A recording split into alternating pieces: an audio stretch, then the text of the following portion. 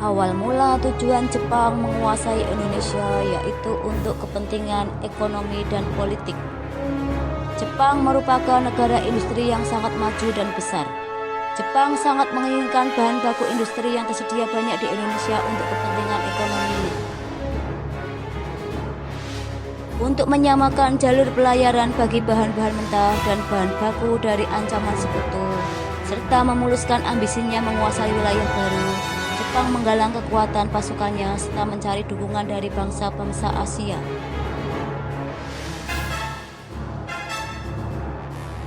Terdapat 3 tempat penting pendaratan Jepang ketika masuk ke Indonesia, yaitu Tarakan Kalimantan, Palembang Sumatera, dan Jakarta Jawa.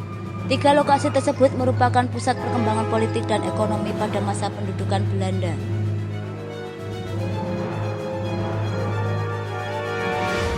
Pada saat pendudukannya di Indonesia, Jepang melakukan pembagian 3 wilayah. 1. Pemerintah Angkatan Darat, Tentara 25 untuk Sumatera. Pemerintah Angkatan Darat, Tentara 16 untuk Jawa dan Madura. Pemerintah Angkatan Laut, Armada Selatan untuk Sulawesi, Kalimantan, dan Maluku. Kebijakan pemerintah militer Jepang diantaranya adalah berdikari, berdiri sendiri. Semboyan 3A, Jepang Cahaya Asia, Pelindung Asia, dan Pemimpin Asia. Memperbolehkan pengibaran bendera merah putih berdampingan dengan bendera Jepang. Jepang juga membentuk organisasi sosial, diantaranya adalah Gerakan 3A dipimpin oleh Mr. Syamsuddin, Gerakan Putra dipimpin oleh tokoh nasional 4 serangkai, Jawa Hokokai, Gerakan Kebaktian Jawa, dan membentuk Masyumi, Majelis Syuro Muslimin Indonesia. Jepang juga membentuk organisasi semi militer, diantaranya adalah Seinindan. Tujuannya memberi bekal bela negara agar siap mempertahankan tanah airnya.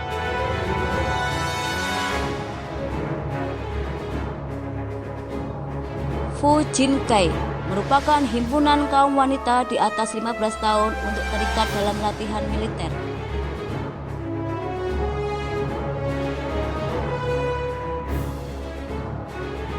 Membentuk Keibondan merupakan barisan pembantu polisi untuk laki-laki berusia 20-25 tahun.